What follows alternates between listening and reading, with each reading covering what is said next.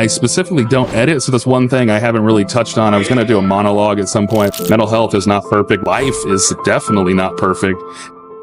Nate Scheer is the host of the MindForce podcast, where he dives deep into mental fitness, self-care, and the power of personal growth. Nate's raw and unfiltered approach tackles life's messiest challenges with authenticity, empathy, and a drive to help others navigate their own journeys. I know we make the joke, pizza parties don't fix everything, but bringing people together. The core of it's probably just caring, though, but that's such a difficult thing. There's no metric or anything you don't know. Nate's story is rooted in resilience. From enlisted to officer, Nate's path was not easy, but he's turned his challenges into a platform for growth. And he's a testament to the power of vulnerability and connection. If it's something that gives you the ability to sleep on it, like just go home, maybe, talk to your wife, depending on how sensitive the topic is, or find some ability to kind of mull over it and then come back the next day. But I think that's a testament to kind of podcasters or people that like to develop people. We want to help others. And so, of course, you were there and picked up the phones. And then I think the last one would be try to find perspective. I mean, I guess that's a difficult thing to quantify and get after, but it's something that's super important. Now, in this episode, we explore Nate's journey of turning adversity into purpose, why mental health deserves unpolished conversations, and how small steps can create monumental change. Tune in for an authentic, raw, and inspiring conversation with one of the most impactful voices in mental fitness today. What's up, Josh here, and I got a quick update for you before we get back to the episode. Just give me 30 seconds of your time because there's two things that I just have to say to you. And the first is just a tremendous thank you from the bottom of my heart for listening and tuning into the show week after week. It means the world to us, and it really is a dream come true to not only be sharing the incredible stories of these guests, but to then inspire so many of you listeners. It has become my life's purpose, and I cannot thank you enough for supporting me and so many others on this journey of positivity.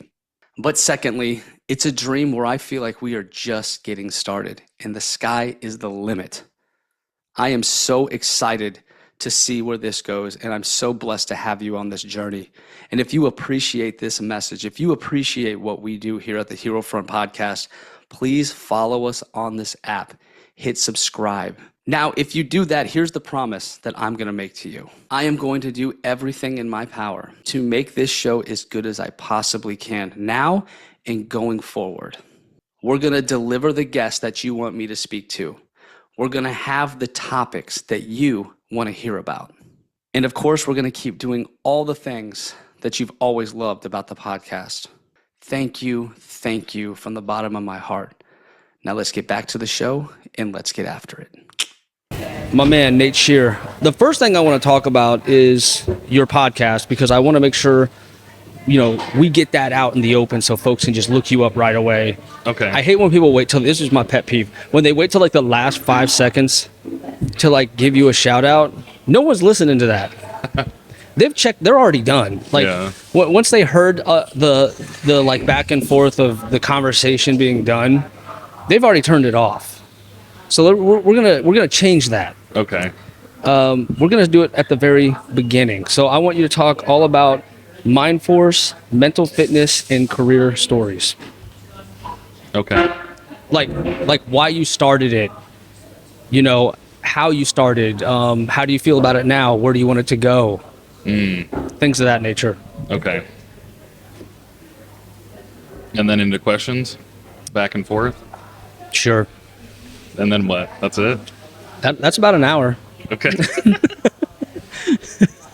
We'll just go back and forth. We're gonna take turns on this one, y'all, because I think I went too long-winded the time that I talked to Nate, and he still had a handful of questions that he didn't ask me. So even though I'm talking to him right now and this is Hero Front, he still brought questions for me. So I think that's very entertaining, and I love that you did that. I love that about you. But before we get into that, I want to hear all about MindForce. What led you to starting it?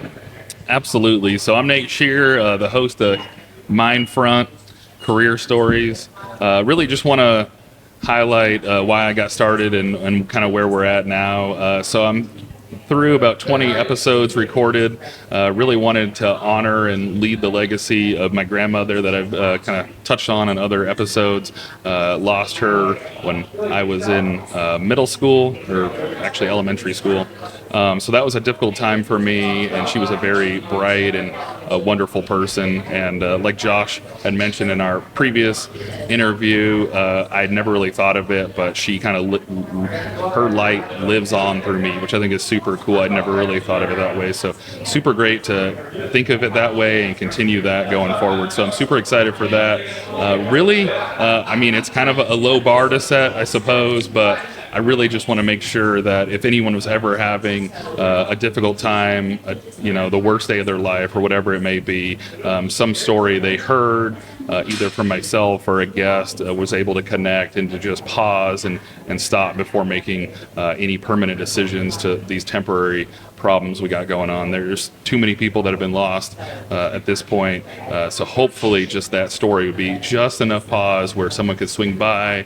We talk about the ACE concept and some of those other things, but there has to be that pause for a moment for someone to either step in, take care of you, just get to the next day so we can figure out what that is. So that's really the only expectation I have is trying to reach just one person. The time that I put in, behind the scenes and editing and networking and things like that, it'll all be worth it if just one person is still here the next day. That's really all it is. So super excited to do it, take all the feedback I can.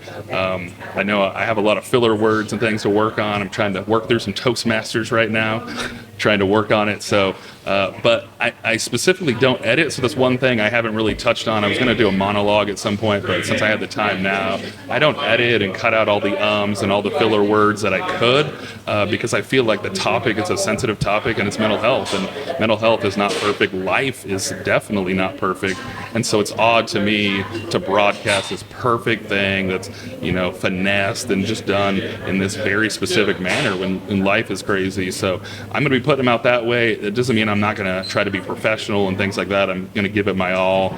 I just don't feel it's right to tinker down to this choreographed thing that's like on the news where everything looks a certain way. It's going to be what it is, and that's how it's going to come out. Yeah, man, and you're definitely not the only one. I think just in today's social media, people want the truth. They want authenticity. And viewers and listeners are smarter than they've ever been before. So they can pick up on when someone is just trying to sell something or be fake. Like we can see through that now. Like that used to work. Yeah. You know what I mean? But flash forward to now, the content is so in your face all day. We all know the difference now. And I don't edit either, but I have a slightly different reason, because my wife would kill me if I took that long. Took any more time. If I took any more time to just edit she'd be like, nah. That's funny. So I'm going to jump in here and highlight two quick notes. I actually had it written down, but a perfect segue from Josh. So huge thank you to our wives for going through all this. So Angie and Adriana, thank you so much. It's kind of funny. I have two short stories in relation to Josh. One, I called him from around the world in Japan, and he pulled into his parking lot or his driveway, and his wife's hitting on the window of the car, like, what are you doing? You're just sitting in your car like a weirdo, talking on the phone. And I just find it hilarious, because when I would leave work, even out in Japan, I'd call somebody real quick, and I'm like, I could just call them. It'll take 3-4 minutes, and my commute was like 5 minutes. And of course, the conversation would spill over 10-15 minutes. The same thing. My wife's like, are you done yet? You're just oddly sitting in there. But with the Bluetooth, it's kind of convenient. And then the other one was double booking. I kind of found it hilarious. You double booked yesterday, and I am constantly double booking with my wife. I need to do a better job at checking with her, but it feels like they can just tell you 10-15 times, and I cannot remember that ever being told. So I don't know if that's just me, but... Hey, no, that's a good shout out to them. Shout out to the wives of any wives or husbands of any podcasters out there, because it is very time consuming. Like, you really have to love it, and it does kind of involve your whole family in a sense, because you have to say, hey, don't leave daddy alone, don't come in here, which my kids come in every episode. Like, yeah, you can definitely hear them in the background. yeah, Hopefully they people will don't come pick in, it up. and they know how to unlock my door. Like, they have like little like toys that they use to like pick the lock, and then they come in and they think it's so funny that I tried to lock them out and couldn't. They just get such a kick out of it. They love it. But they want to be podcasters and stuff too now, so that's kind of cool. I mean, they want to do whatever we're doing, right? Absolutely, man. So the first question I had for you, we kind of touched on it, and then, you know, we only had so much time. I think you might have touched on it in another episode, but I feel like this is a point that could or should be repeated. So you said you had a near-death experience, but you did not consider it the rock bottom. And I think a lot of people are looking for rock bottom and like, hey, once I bounce off, I'll bounce up and I'll be good. So can you elaborate on that not being the rock bottom? Yeah, man. And thank you for bringing that up specifically. Also, for the listeners, I forgot to mention this. We're at Black Rifle Coffee in Niceville. That's why you hear folks talking. We're in a coffee shop, okay, y'all? So that's where the noise is coming from. Black Rifle lets us do it live here in Niceville, and they're super kind to let us do that. So, to the question, yeah, man, our whole lives, you hear people talk about rock bottom. That is a phrase that we've heard many, many times. And somewhere in your head, you know, you kind of come to the conclusion that if your life is going south, you will hit this rock bottom that you've heard other people talk about, and that will be your aha moment. That's when you turn it around, right? You hear those stories a lot. It is possible. I'm not gonna say it's impossible. It just didn't work for me. And there's a lot of people it doesn't work for. Those people that are overdosing, those people that are ending their life, maybe they had that same concept, and it just didn't. There was no rock bottom. That's why I say sometimes your rock bottom is death. That could be the rock bottom for you. You know what I mean? So I think that is just such a bad way to say that or to see that. And my rock bottom specifically, or what I thought was when I was at my all-time low. Mental health was just complete trash. I was isolated, wasn't talking to my family, didn't have any friends. I was basically just gaming and drinking. And one day I felt like I was having a heart attack. Like my chest was killing me. I was in maintenance then. They're a little bit more hardcore on people like trying to get out of work. So I had chest pain for like a week before I said anything, because I didn't want to like be that guy. But I ended up collapsing on the stairs going up to talk to my flight chief to say, hey, I think I need to go home. I ended up like collapsing. I couldn't even breathe to get up 2 flights of stairs. Wow. So I get up to the stairs finally after like collapsing, and I was like, yeah, something's wrong. They probably should have called the damn ambulance. But I'm a flight liner, so they're like, nah, I'm sure Motrin will do. Motrin and water. Yeah, Motrin and water. So I end up going to try to make an appointment, and they're like, you're going to the ER, dude. Like, we're not even going to see you from what you've told us. It's already that bad. And I'm like, what? Come on. Mind you, at this point, I've never been to the ER. I use it all the time now on Eglin for anything. Sorry. I'm like, I got the sniffles, ER. But at this point in my life, you had to go way off base. It's a civilian hospital. There's none at Whiteman. And I just never used it. And so I'm like, man, this is such an overreaction. This is crazy. So I ended up driving. Like, I wish I would have packed a bag, because I ended up driving there, and I never went back to that car for like a month. Wow. Like, it needed to be junked. Yeah. And What my was the tires were cause? flat. So what happened was I go in there, I tell them my symptoms. I finally get to go back in the ER. Like, yeah, we're going to hook up this EKG. I know what that stuff is now. I didn't then. I'm like, what is the, okay. Lady's looking at it, and she's like, yeah, you're going to need to go to Kansas City. I'm like, wait, I'm not going home? 0 to 100. Yeah, I'm like, but my car's out there. Like, I don't have my stuff. She's like, I'm sorry. Like, I'm going to prep an ambulance, and you're going to St. Luke's in Kansas City for a heart specialist, essentially. And so it happened that fast, man. I didn't even get to my car, didn't have any of my stuff. I go to the hospital. I'm the youngest person on the entire floor. You want to talk about feeling like shit about yourself? when it's all senior citizens and everyone's like, oh my gosh, how old are you? Who? Over and over and over again, I'm having to tell the story. And then the students want to interview me because I'm this anomaly, right? So I'm having to talk to students after student after student. And I'm just like, it was just drilling it in more and more and more. It was horrible. And my dad ended up coming out, and that break, like I told you before, ended up saving my life because I got to spend time with my dad. I got to get away from all the anxiety and stress I had at work and in the drinking. It all just stopped when I was at this hospital. And so it was in that moment that I was like, I'm going to go back and I'm going to be good. Like, I'm going to be, like, I figured this out. I'm good now. And, you know, for a little bit that was true.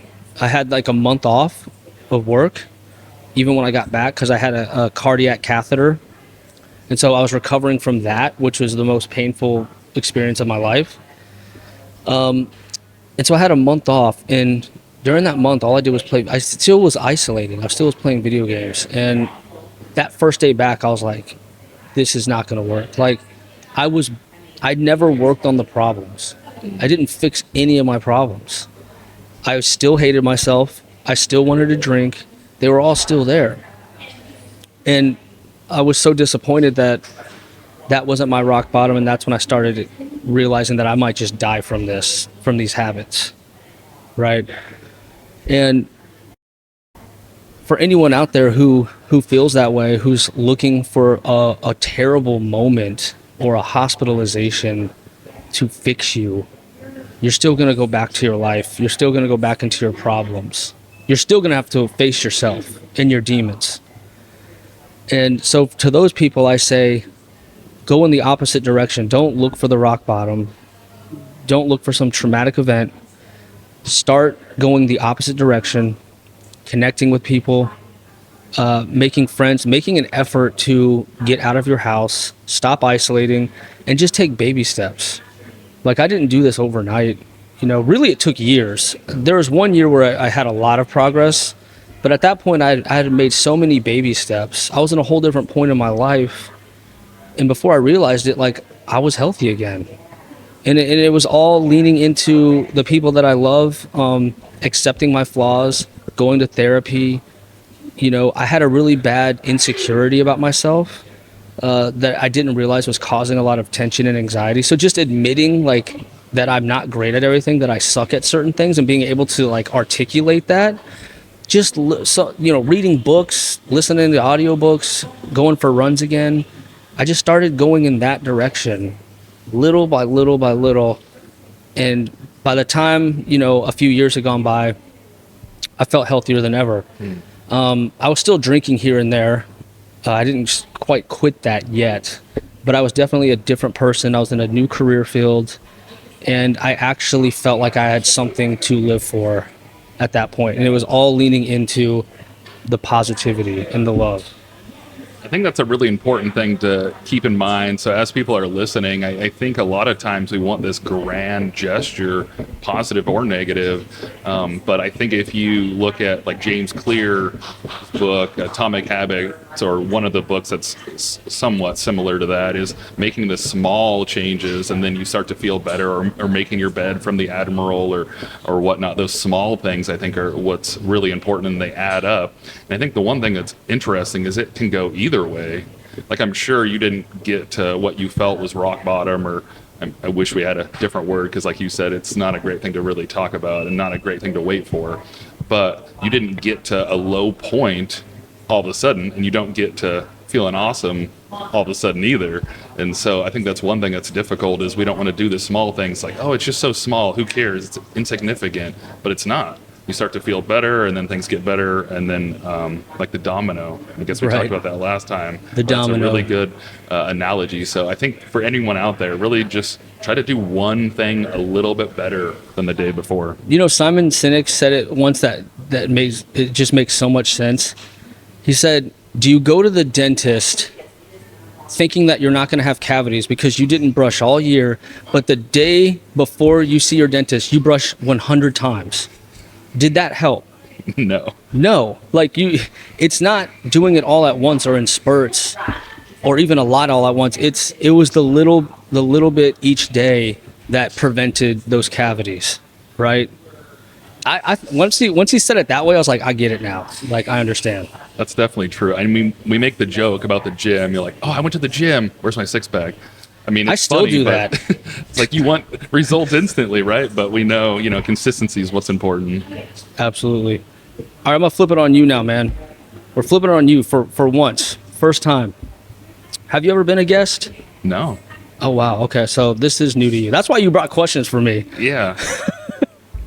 So I'm always prepared. the first topic is team dynamics. Very broad statement, but that's something that's important to you. Team dynamics. So what's your thoughts on that?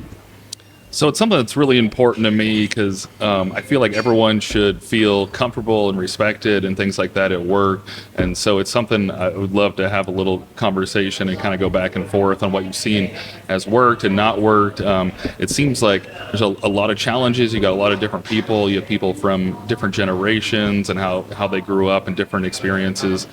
So I love team dynamics. I'm not an expert in any way, but I'd love to hear from you something that you've seen in your teams that's worked. That's worked. Okay, to avoid. What worked for me personally seemed to work for my whole team. I'm not sure if that was because I was more motivated myself, but I would say, like, if you're leading a team, for me personally, the most important thing is purpose and why we're doing it. And when I came up in the military, they hated that about airmen, that they ask why. And that's something they still say to this day. They're like, oh, why do the airmen ask why? I'm like, when have we not? Like, I was asking why when I joined. Yeah. Isn't that part of being a human? Like, it's like, just shut up and do it, man. But so for me, it was finding out why we're doing the things. I feel like the more they know why, the point behind it, and what they're contributing, that's huge. The other thing I'll say is you can't say it one time, right? Like, in our heads, we said the message, we're good. They know it. Yeah. But eventually you'll notice it'll drop off again. You can't say it one time. You can never say enough positive things over and over. It needs to be repeated. It really does. And then the last thing I'd say is you get what you give. That's just one of those things we've always heard our whole life, and I gotta say, it's true. Like, the more you put into those relationships, the better output the team's gonna have, period. That's just a fact of life. Yeah, I definitely think that's true. Sometimes I struggle a little bit, and I wish I had a better answer, because we've heard a lot of times just let people know how they fit into the larger machine. And that's definitely true, but some of them are really difficult. I've never personally been in TOPA, which is like insurance for the clinic, but that's a really difficult position to be in, I believe. It's kind of like, I say, the DMV of the med group. Sorry, TOPA. But people like go there and they're not like happy to go there. They're trying to get their referral. Something's gone wrong. There's a lot of people scanning patient records, like hundreds of pages a day. And so that it's something I always wonder. So if anyone has any ideas or anything out there, I'd love to hear some of those, because telling someone that they're important and part of the larger picture is definitely important. Absolutely agree. But when you're sitting there in front of a computer scanning 6,000 pages a day, trying to find someone social that's out of place, like, that's a pretty difficult thing day in and day out. Like, you can kind of repeat that once a week or whatever, but the motivation behind that's going to kind of fall out. So it's something I continually try to work on and ask questions, and so that's kind of why I wanted to bring it up, just to ask. I've seen some people do some branding, come up with a mascot and a name and do mouse pads and things like that.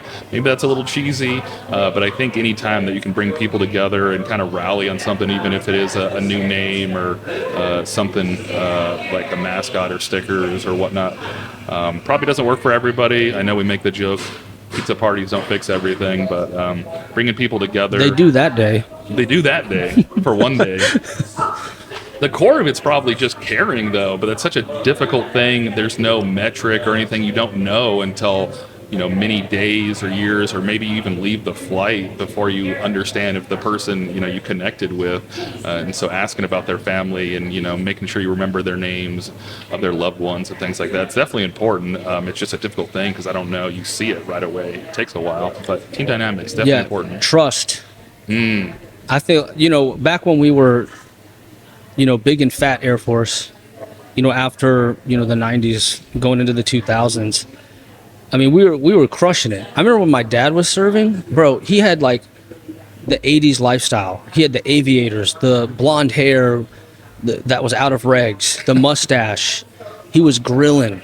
He had really short shorts on because that was cool too for some reason. He's playing volleyball and softball, and I'd go to his work, and they were all just one big family. And there was enough people where those interpersonal skills might not be as needed. You know what I mean? There's enough people to carry the load. There just wasn't many problems when you have more people. Just not as many issues. Yeah, that's a good point. I wonder the root of the actual problem, because one thing I remember from Travis in my first duty station, there was a hallway in the command section. They had all these pictures that they had made out of pictures onto canvas. So they made them canvas. And this particular one was black and white, which is weird because it was from the 80s or 90s. We definitely had color at that point, but I guess artistic to make it cool. But I'll always remember this picture for some reason. It's odd, like the specific things that you remember, but it was like keg trucks that were rolled into the dorms. And in the picture, I mean, it's pretty small, but you can get close enough and check it out. And you can see chiefs and colonels and airmen and, senior airmen. You got all over the board in the dorms, in this quad or whatever you want to call it with the beer. And, maybe at this point in time, like that's not acceptable because of drinking and whatnot. But I do think that we've gone too far to not spending any time together and doing anything together. Like maybe we don't have to have the rager on the dorm lawn. Maybe that's too far.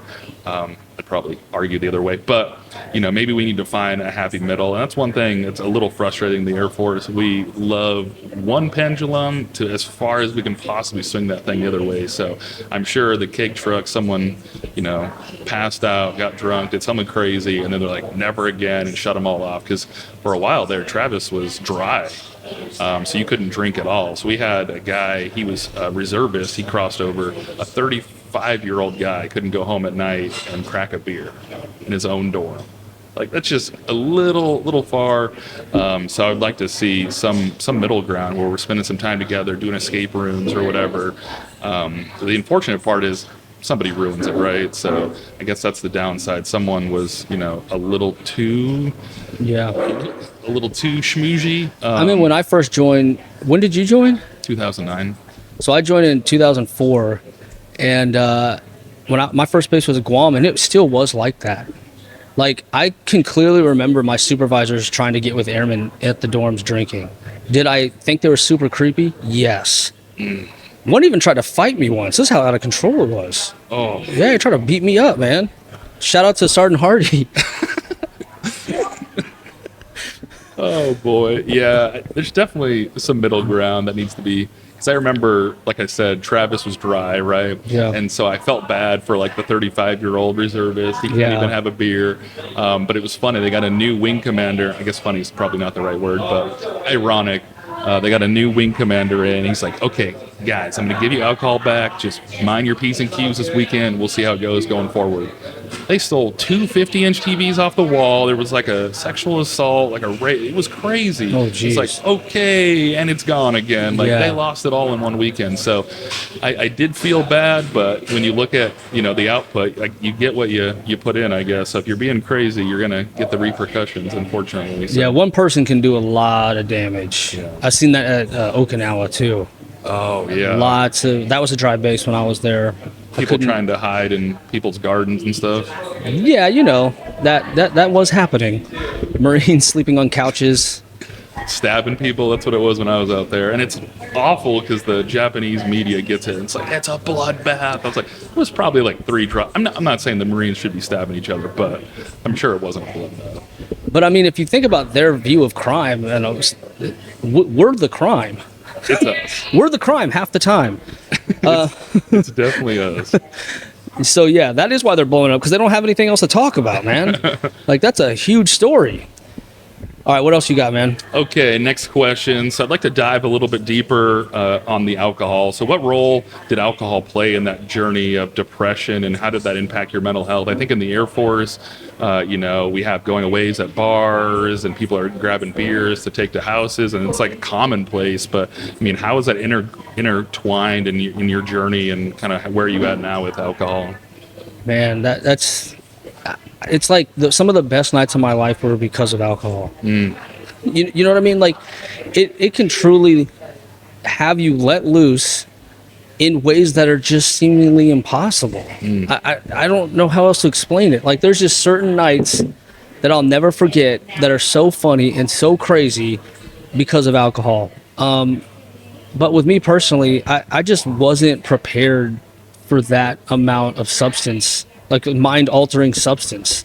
I just wasn't prepared for that. As you may know about me, I had a lot of trauma as a child with divorce and fighting and all that chaos, and there was a lot of demons that I started unknowingly creating there, and that fun times with the alcohol turned into a negative over time. It started turning into like me getting pissed off, me like I had so much anger in me, and I didn't know what to do with it. I just wasn't mature enough to be drinking. So I can't really say that for everyone, right? There's some people who had an amazing life and they're very responsible, and it's one of those really hard things to like really structure when everyone has such a different experience with it. Overall, I'm glad that we don't promote it as much, though. I will say, I think normalizing it, especially for young people or people that may drink and drive, they're a little more high risk for that. Like, we should not be yelling at people for drinking and driving and then saying, okay, now let's go to the bar. Like, you can't do that. So, I like that it's not as promoted. I think that it was giving young people like me the wrong impression on it. That it was just this fun thing to do. You can't get enough of it. You're not aware of the negatives. You're not aware that it causes depression and isolation, and that if you have problems, they'll kind of resurface. No one tells you that. And so for me, I'd say for 90% of the time, it's been negative. That first 10% was an absolute blast. But I started to realize like just how much anxiety and fears of being myself I had. Because when I was drinking, I truly did not care. I even had an alter ego named J-Dub. I truly did not care. I was wild. I was out of control. But then when I was sober, I was like, that felt really freeing.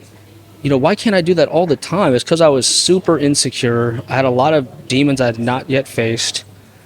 And I just wasn't confident in myself at all.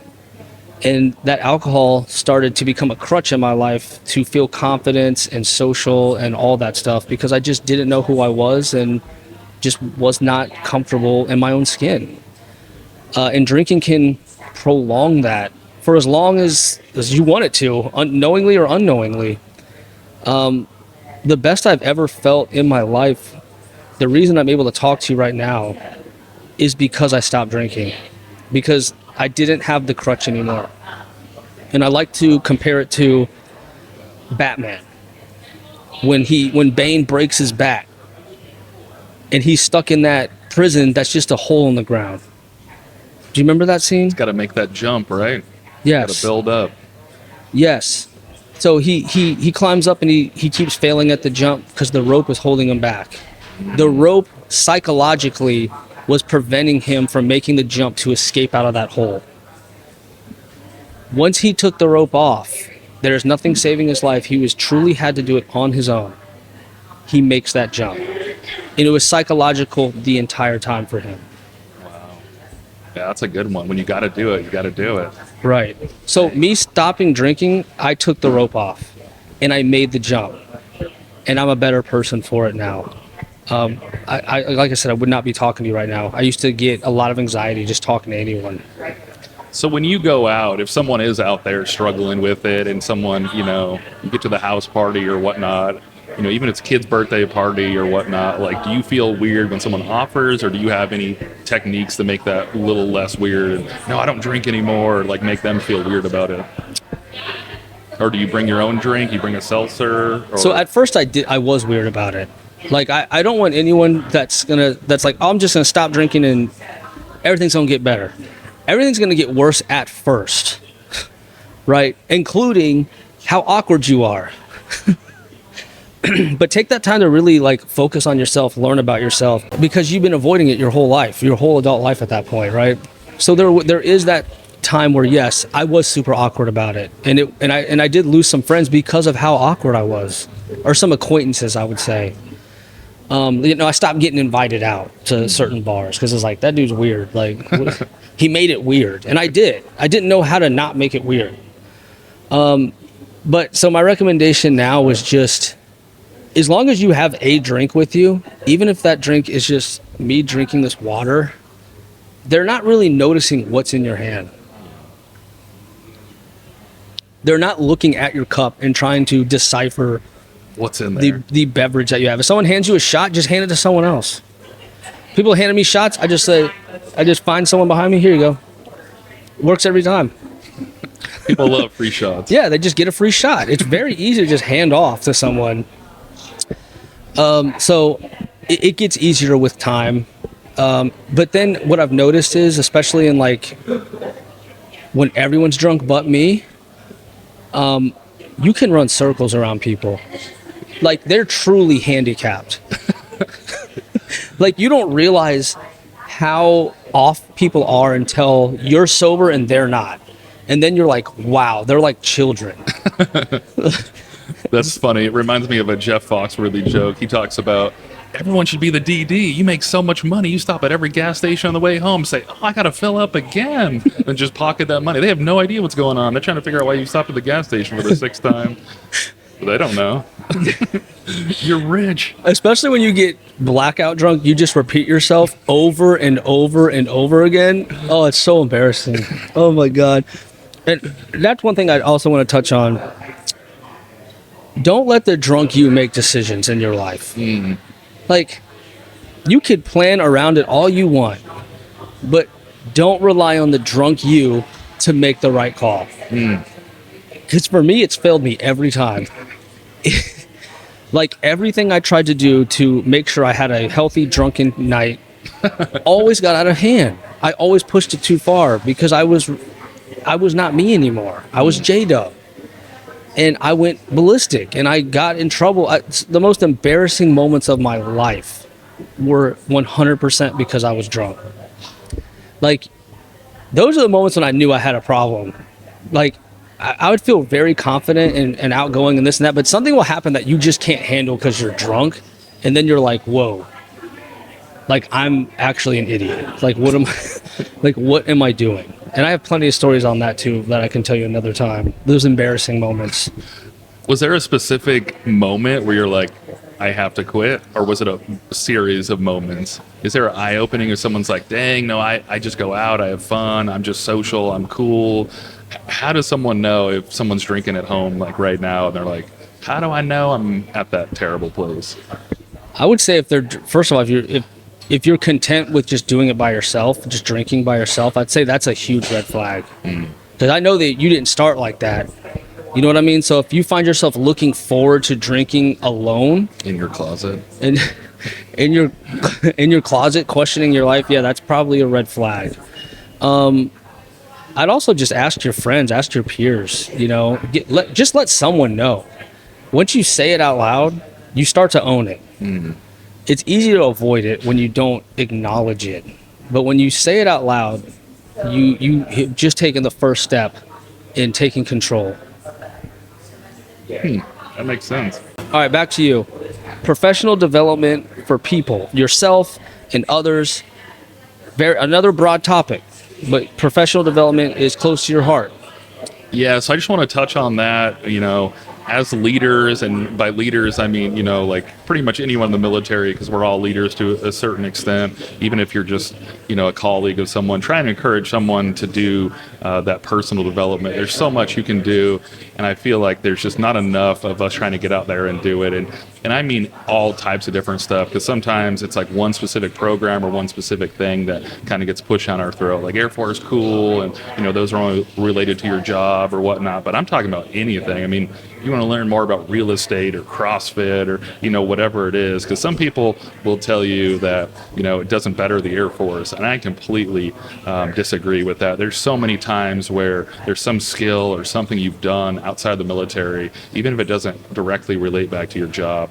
It's going to come back in some form or fashion. You ran something, you managed people, you were in a team, the list goes on. And one example I like to use, because I didn't really understand for the first few years of my Air Force career, was like the bake sale, right? Everyone's like, oh, I can't believe they're not in their job, they're running bake sales and blah, blah. And I'm not condoning like being out of the work center all the time, but you do have to look at what you get after the fact. And I don't think I really understood that until I did run a few events. I mean, you're basically a project manager. You're meeting, showing deadlines and timelines and bringing people together and motivating people, and all that goes directly back into your flights and your work centers.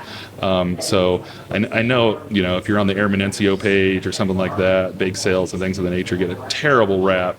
But I'd kind of argue the other way, like those skill sets that you get are coming right back. And maybe you don't pinpoint it right then, but if you were to slow down and reflect, I bet you'd be able to start to connect some of those. Oh yeah, that's time management and that's teamwork and things like that. So you're running the Air Force ball or whatever it is. You're like, oh, they're just trying to get out of work. But I really think that we're doing a good job of developing our people as a whole. Because we're not going to be here forever, right? You do your 4 or 6, you do 20, whatever it may be. But there's skills that we need to be able to take with us. And so obviously as leaders, we need to balance being out of the work center. There's still a job to do, of course. But that's one thing. It's super important to me, and I'd love to chat more about if anyone wanted to talk about personal development. But to develop the whole person, and I think that's one thing that's really important. That's why I say personal versus professional. Because professional, just work and things that are related to work. Mm-hmm. But I think you should be doing everything. I know even when I was in school, my school sort of related to work, but not really, but just doing homework and reading papers and researching and just the general like academics of it all, you bring back to work. You're a little sharper when you're reading AFIs and you're scanning better and things like that. So there's so much that you can pull and bring back to work. What do you think? I'd like to know if you've ever used that yourself. Did you ever do something that wasn't, in the realms of professional development, but it made you a better person? Oh, absolutely. You mean like running events and stuff? Yeah, like was there anything that comes to mind? Oh, absolutely. Yeah. So at Edwards, I was a baby lieutenant and I got thrown the Air Force ball, and that was a massive undertaking. It looks pretty easy. I feel like from the outside, I'm like, oh, cool, I'll run the ball. But just managing all the chaos and making phone calls and working through all that. So it forced me to make like Excel sheets on completion and how far along we were, because you had to go and brief the command chief and usually the deputy wing commander on kind of how things were going. So came up with that, and making timelines, concessions when things aren't working, and so you're trying to crash this and move that, and so I think the biggest thing, I'm sure it sounds cheesy, but it's flexibility. We say flexibility is the key to air power, and it's kind of funny, but it's really pretty true. Like there's so much. The dance floor like didn't show up or wasn't big enough or something. I forgot exactly what happened, but it ends up getting there, and this thing is like 6 by 6, can only hold like 10 people, and I have like 500 people inbound.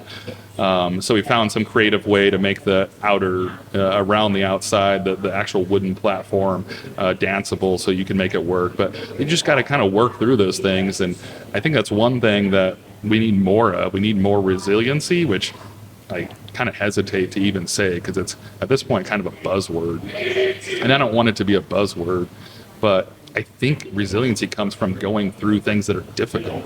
It seems like the way it's used now is like, I want things to be easy and I want them to always be easy, but that's not how it works. It has to be difficult first, so that the next time, even if it's something adjacent, it doesn't have to be the same thing. So I think a lot of times people are like, oh, well, that exact scenario won't come up. yeah, it probably won't. But if it's adjacent or close to it, you'll still be like, oh yeah, I made this phone call, or I called this person and they got me to the other person. I mean, a lot of it is networking, but I think that's where a lot of the resiliency comes from, is the difficult times. I mean, I'm sure we can go on a completely side episode on like basic training and things like that. And, I am a firm believer things should not suck to suck. That whole like, well, it sucked for me, it should suck for you. I don't believe in that at all, but I think there is some value in things being difficult so that you can overcome it.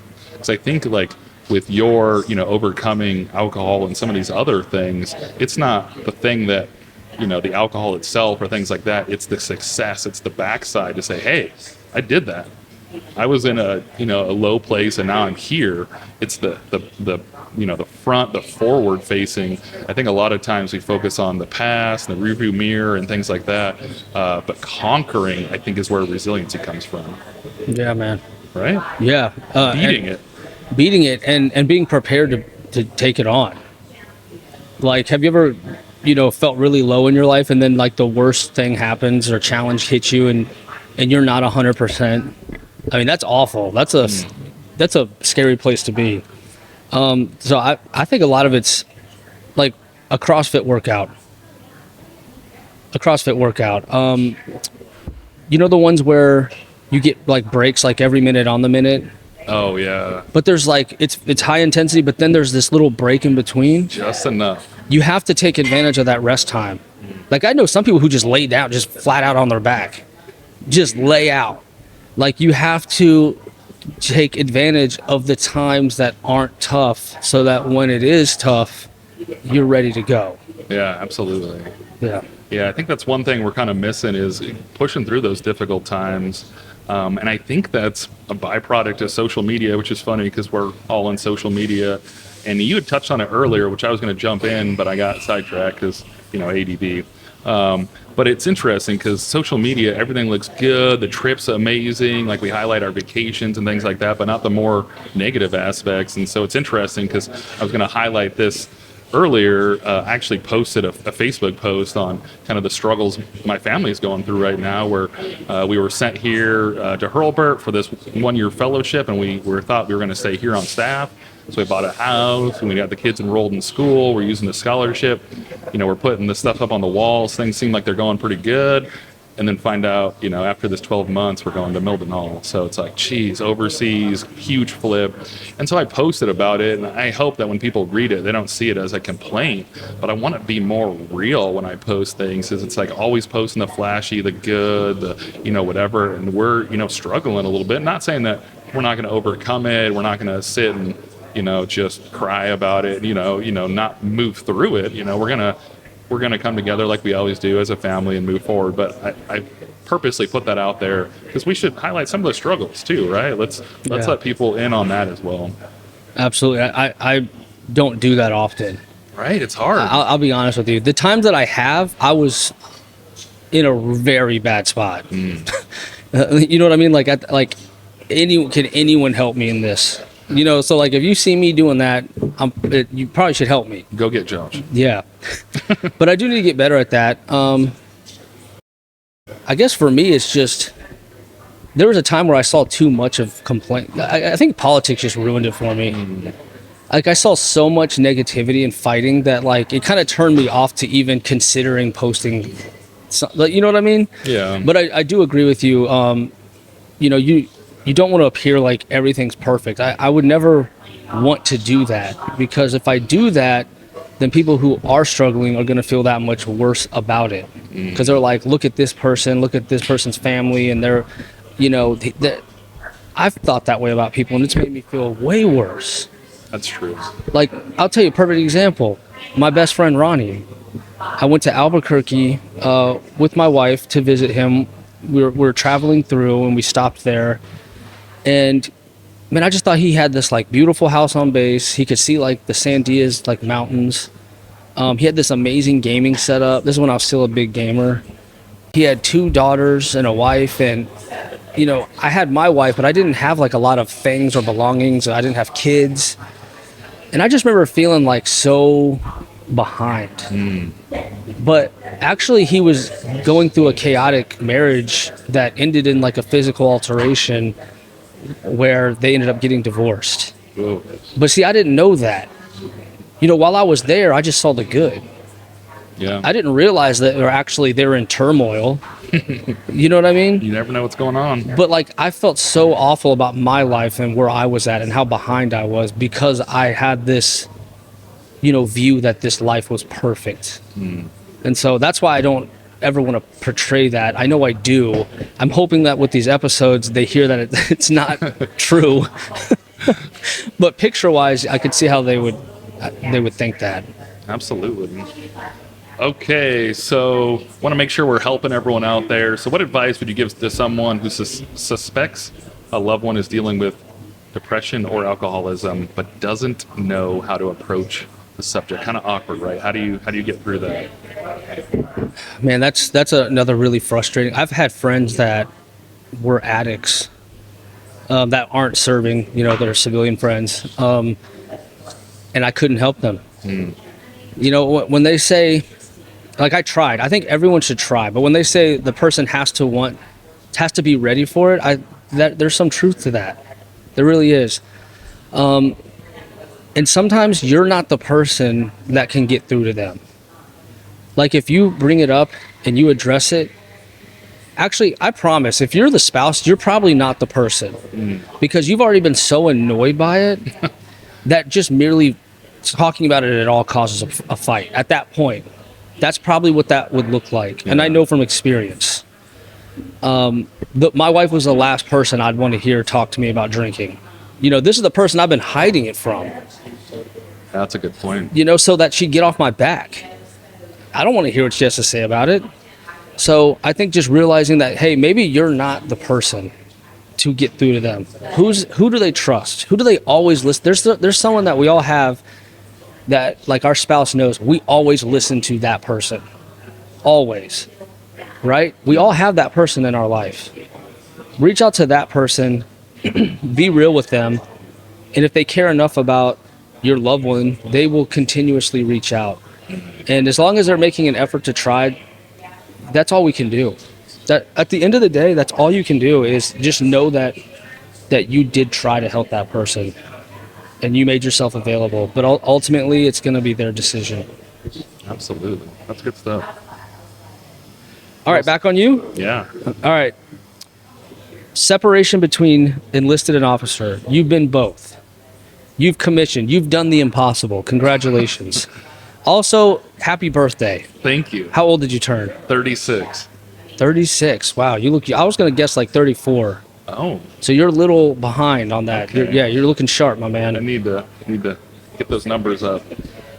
So yeah, it's just something I'd like to touch on. It's just kind of awkward, and I'm sure there'll be maybe some snide remarks and things like that because you get into a whole bunch of different aspects of this. But it's just one thing that's a little frustrating, especially being on both sides, is, you know, the way I look at work and team dynamics, these other things we've talked about is people are human, right? So it's one thing that's a little weird because we have this long history of people that had degrees and didn't have degrees, and now like everyone has a bachelor's degree or higher. It's almost like the bachelor's degree at this point is just your high school diploma, which is pretty insane. And so that's kind of molded away. And so I'd like to see not them get closer together, you know, there has to be some levels of respect and things like that. But I hope that if there's officers out there that they're taking the words of their people and working on the teams and things like that. Because at the end of the day, all people. And so sometimes it's a little frustrating, you know, you're put in these positions of responsibility and you bear all the weight and whatnot. And you're supposed to have a good day every day. And just some of the really odd things that we're taught throughout the course of our training and whatnot. Like one thing I'll always remember is OTS. They said, you will have no bad days. They said that? You will have no bad days. Why? Why would they say that? you don't want to poison the well, you Like- don't want the flight to like start following your negativity and things like that. And so it makes sense to a certain extent. Like you don't want to complain and gripe and, you know, like we say, complain down and then everyone's not on board with you. But the phrase like no bad days, it's just an insane thing. But I think as we move forward with having these conversations about mental health and, you know, getting help and talking to people and hopefully making this more commonplace, we'll get rid of some of that. Like, it's absolutely okay to not be okay. You know, we have a few songs that are coming out, you know, name that and things like that. So I think we're moving in the right direction, but it's just something important to me. Just, you know, if you're the, you know, whoever, you can ask, you know, your leaders if they're having a good day. Like that kind of dissipates as you get higher. They're like, oh, they must have everything figured out. Everything must be good. But I've been on bases where, you know, Lieutenant Colonel, I forget what exactly rank he was, but you know, he, you know, ended his life due to mental health issues and things like that. And he was high in rank and on base housing, and you know, he had a family and kids and things like that. And I guess from the outside, like you had just mentioned, everything looked like it was okay, but we all struggle and all the things going on. And so hopefully this isn't like a complaint saying that you know, O's are treated bad or anything like that. I'm not saying that. I'm just saying I've seen both sides now, and there's a little bit more camaraderie and things on the E side. And you got to think of just the pure number. I used to be able to kind of hang out with everybody in the unit. So you got 30, 40 people. You can pretty much hang out with everyone depending on where you're at in there. But once you cross over, you know, my AFSC at the clinic only has 5, 6 people. So that's down to 6. And then you know, kind of naturally gravitate towards people that have, you know, your same setup. So married with kids. So that's down to like 2. It's just kind of lonely at the top. I've heard that phrase a lot growing up. I guess I just didn't really understand what that was until I crossed over. There's a lot less people that are on that same level. So anyway, just check on your O.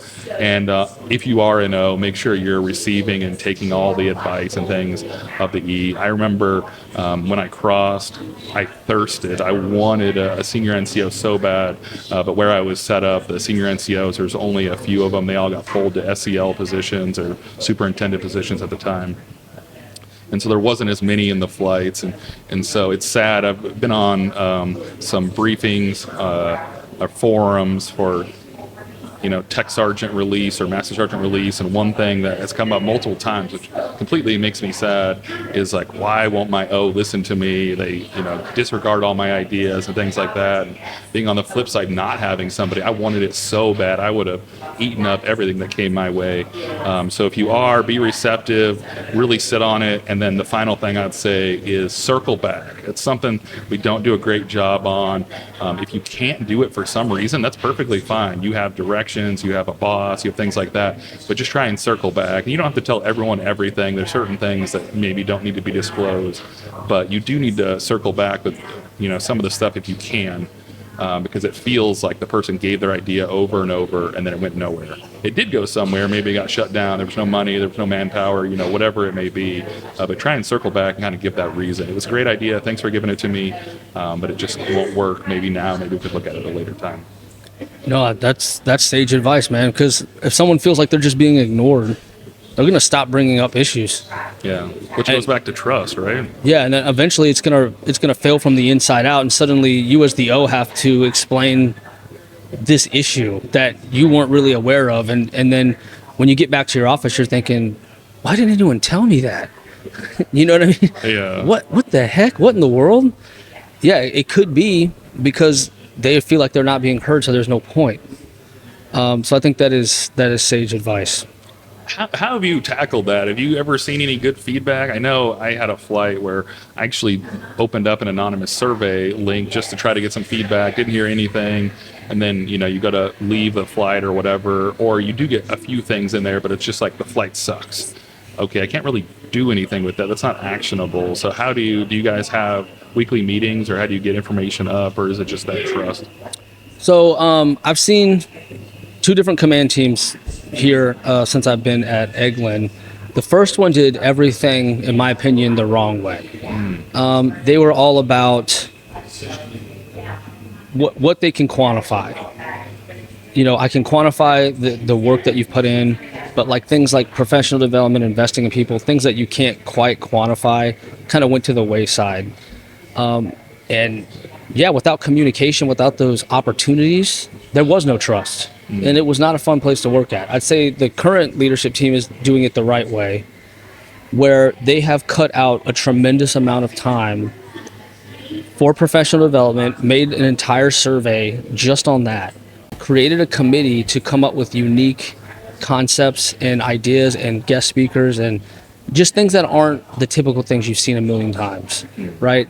So they actually set aside people and time to come up with this amazing stuff, and people are signing up left and right. You know, it's actually working.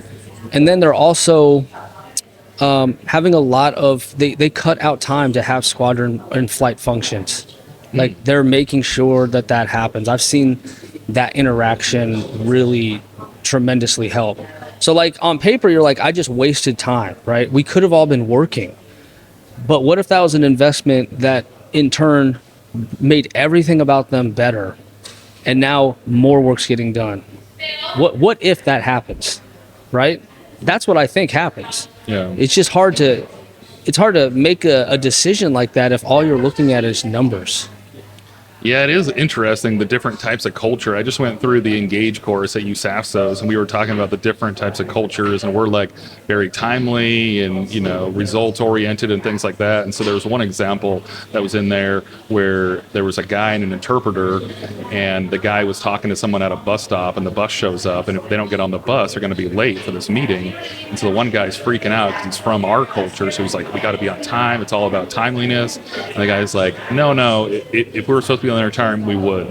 And so he continues to talk to the guy, and then fast forward, you know, that relationship he built with that guy, because he spent some time and talked to him, helped open doors and made some stuff happen later, but he could have gotten the bus and blew that guy off, and we would have been on time. He would have made his meeting. But what was more important, the meeting or the relationship built with that guy? It was really the relationship, because it helped him get whatever was accomplished later on. So it's interesting how our cultures are different. The relationships really go a long way.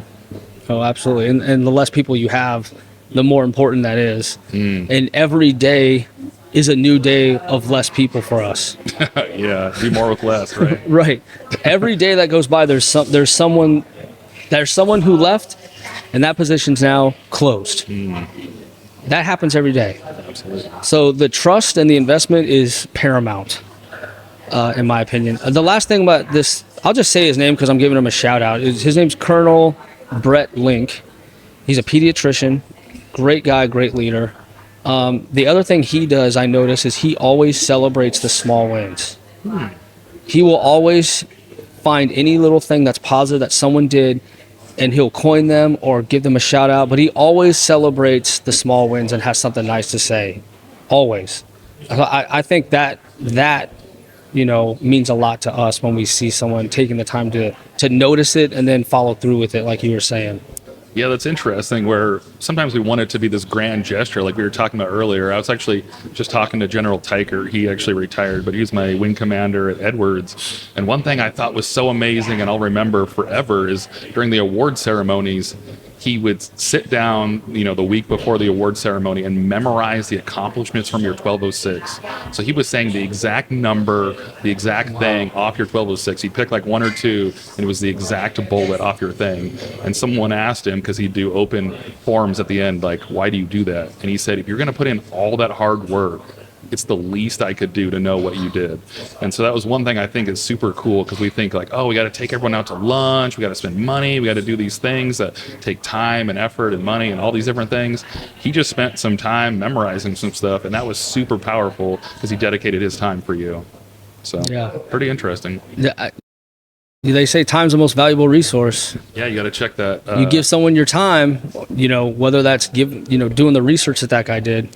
He put in that time. That the time that you put in to care about someone, it goes a long way. Absolutely. Okay, I got one last question for you. Okay. So I want to make sure, you know, the people at home have tangible things. I think we do a lot of PowerPoints, we do a lot of stories.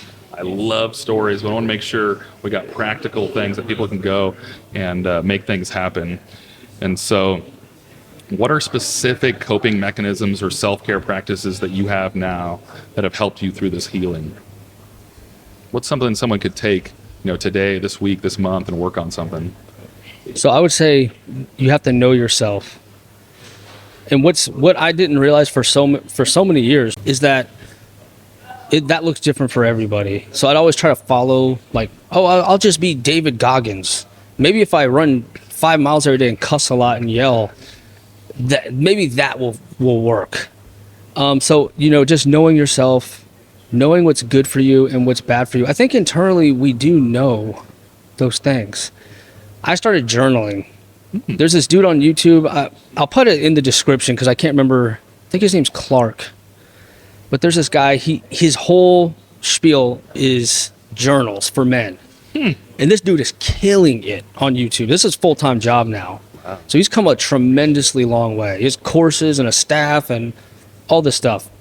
But like, how often do you sit down and really like reflect on things? Really, how often? I could say me, never. Not much. Maybe if I had a nightmare about it and I think about that the next day, like, dang, I must be really worried about this. Like, I had a nightmare about it.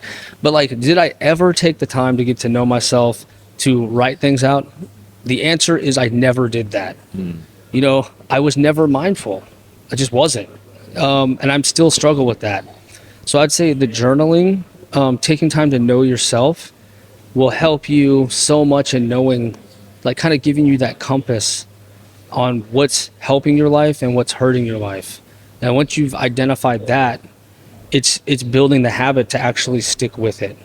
And that's an ongoing struggle for everybody.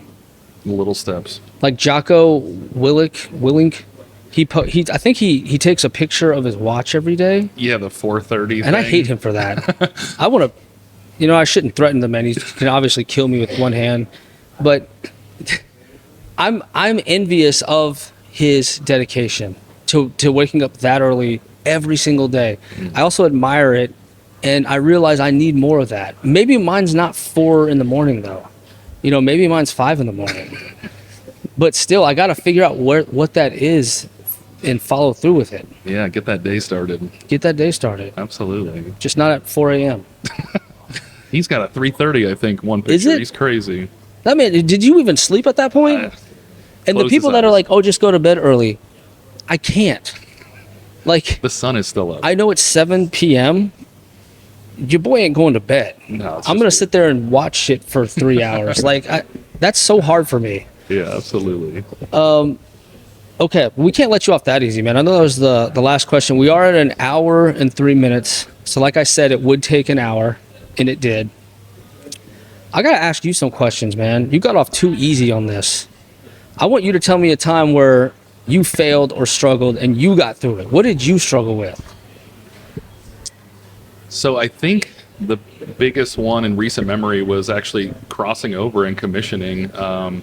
It's supposed to be grand and awesome and things like that, and I had a lot of sticker shock. And so now when I try to mentor the people that got picked up and are about to cross over, I try and tell them it's a difficult year, and hopefully not to be negative. I don't mean it in that way, but just to be ready for how much extra is going on. So that first year, I wanted to quit most days. I actually tried to run away to Mexico and go AWOL. I don't know if I can say that, if there's like a statute of limitations, but I was at Edwards Air Force Base, hating my life, got in the car, was driving across base. Luckily, it's a massive base.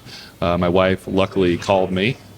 Wait, so you were really about to leave? Yeah. Oh, yeah, you got to expand on that. Yep. You got to tell me, what is going on? So it was something interesting because I'd never experienced it to this level. Usually in my life, for the most part, there's been highs and lows, and I relate it to like a roller coaster. You got ups and downs, but this was the first time where every day at work just sucked. I had to take a deep breath to get out of the car, like physically take a breath to get out of the car and go into work. And a lot of it stemmed, don't want to get too much into like leadership and things like that, but squadron and group were going in 2 completely different directions. And so it was just super difficult to work on a project for one person and then present it to the other. And like, just find out it was Just complete going in, trash. they weren't on the same page, and Yeah. you were stuck in the middle. Yeah, as far apart as they could possibly be. They did not like each other. One ended up getting relieved of duty later, and so, some things going on there. Who knows what all happened behind the scenes, but that was just the first time where it was just every day, and so it's one of those things where it doesn't feel like it's going to change. So it's like, I don't know what else to do. I just have to quit, which obviously isn't the right answer. I got turned back around, but what I ended up doing was, I have my best friend, Kyle Guthrie. We started the same day there. I went through all of our OTS, all of our classes together. And what we would do, we would jump in the car and go over to Starbucks on base. And it's something that's, funny because it has nothing to do about the coffee. I don't even know if we have always got coffee. We probably got some passion fruit lemonade sometimes. But the ability to get out of the clinic for a second within the doors or the walls of the car and empty out, dump everything out that's going on, that you're struggling with, that's having troubles. And, he would either allow me, or both of us, I guess, on both sides, to vent and get it out. Or would you like me to give you some solutions? Would you like to give me some advice? And then we'd kind of work through, like, what do you think? And we go and try and practice that. And then we'd have another one next week or whatever. They weren't in specific intervals, but getting out of there to just vent and try to get it out to another person, make sure you're not crazy. So some days it was like, I'm trying to do everything I can. I feel like I'm doing the right thing and I'm wrong all the time. So am I crazy? So I think that's super important, and kind of those two different avenues. I think I've talked in another episode is the vent and the advice, because those are completely different. Sometimes just dump and like, I don't talk to me about this ever again. I don't want to talk about it. I don't want any follow up. I need to get this out. Cool. Or, hey, did you try this with the flight, or whatever? And you do need to follow up on those. So those are very different. So when you're going out with someone to vent or have that advice, I would try to clearly articulate like which one you're looking for in that particular thing. But that was kind of a low for me. That first year was pretty bad. We'll expand on the drive. Can you expand on that? Yeah, Your actual drive, like what happened that day and where were you going?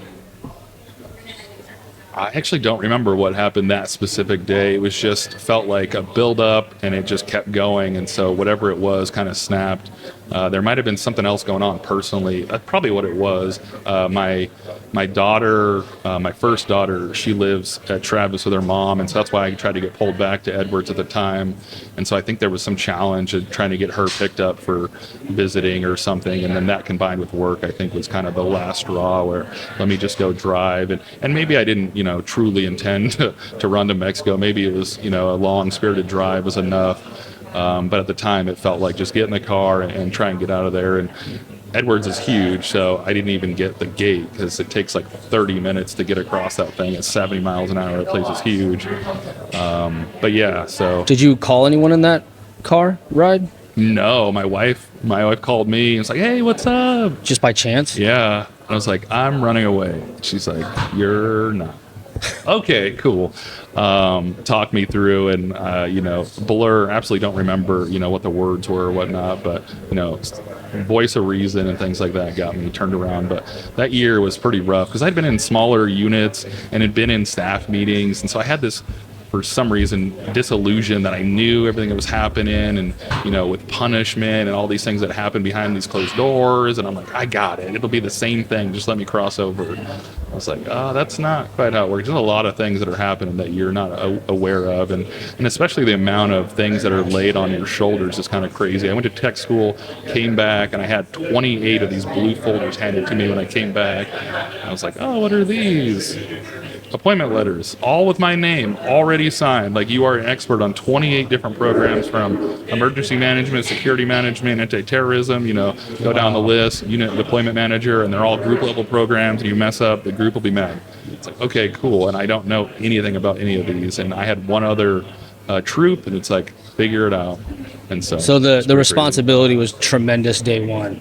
Yeah, just right off the bat. You have your own flight, you're a flight commander. It's just bizarre because if you look at some of the other people, I think security forces is probably one of the exceptions. They get like 500 people right off the bat. They're kind of crazy, but most people, if you're a provider or whatnot, if we're using the medical reference, I mean, they're making a major lieutenant colonel sometimes before they have a flight. So I actually ended up going to blast which I forget what that is, leadership something. It's like for AFMS. And I'm in the flight or in this class with all like majors and lieutenant colonels, and they're asking me like how to write a bullet and how to, de-escalate conflict and all these questions. I'm like, how do you not know this? But they just don't have the experience at that point. They've done clinicals and all the clinical stuff up until that point, so they don't have the actual managing a team. So MSCs are kind of unique in that aspect. It's like day one, flight command, go, have fun. So I had a troop. She actually was a loggy, and she got picked up to be an MSC, and she's at Nellis.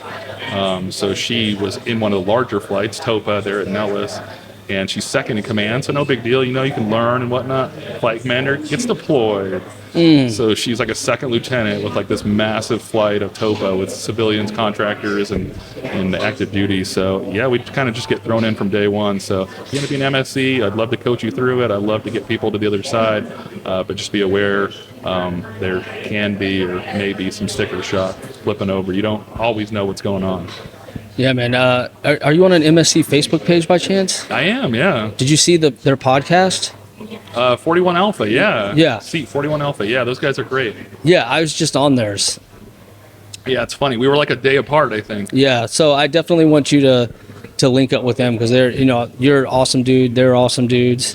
I think two of them were enlisted out of the three. Yeah. So you probably have a lot in common with them. But I like the MSC. If I could go back, I'd probably try to do that because they're like problem solvers and they deal with things as they come up, and they're very, versatile, and that's just kind of how my mind works anyways. Yeah.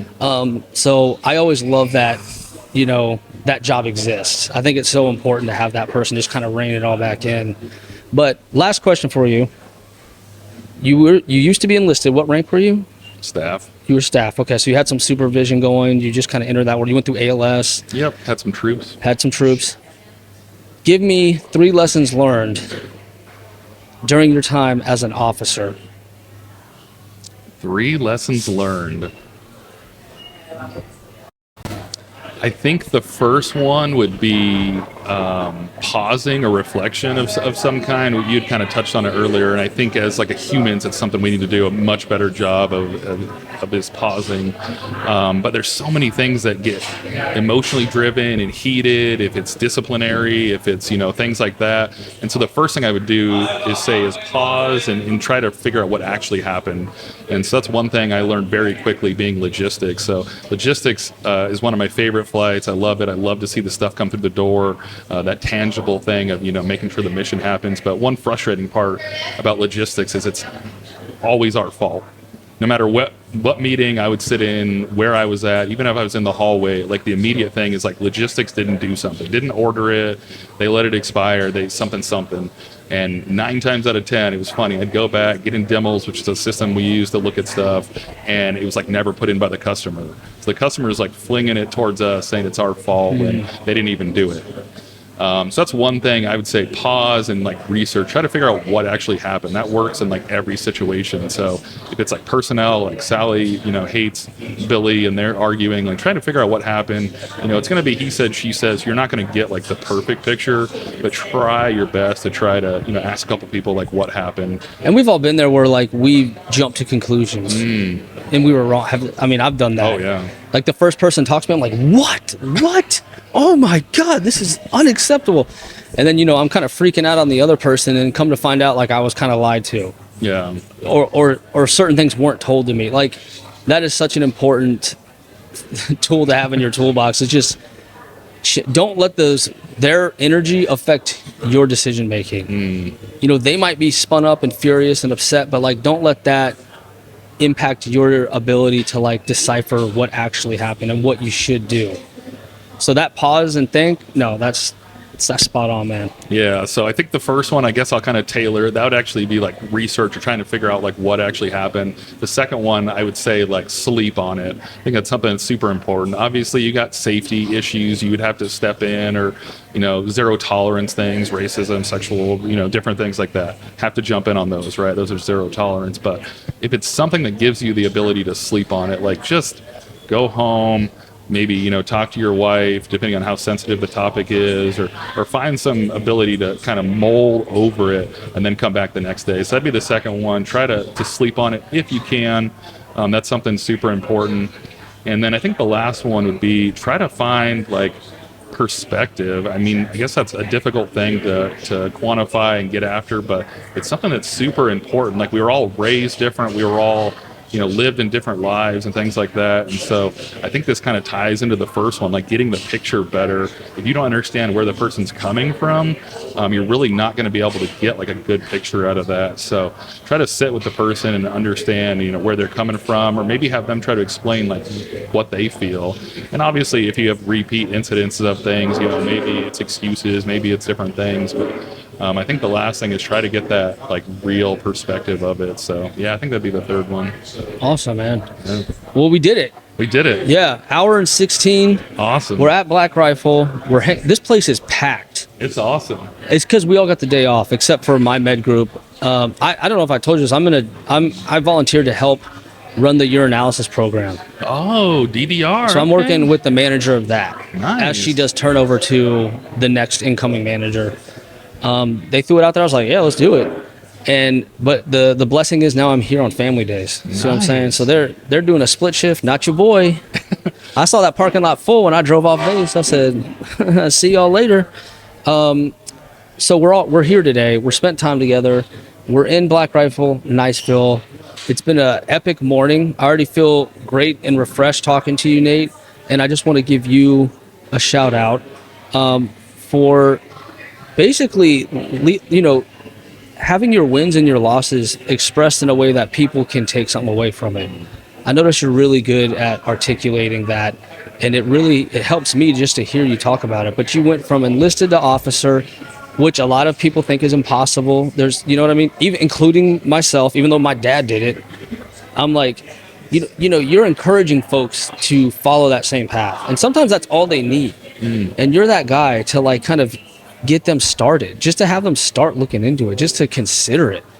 And then you go on to make this podcast that you've already done so many amazing things that we have yet to see, right? So many amazing talks with amazing people.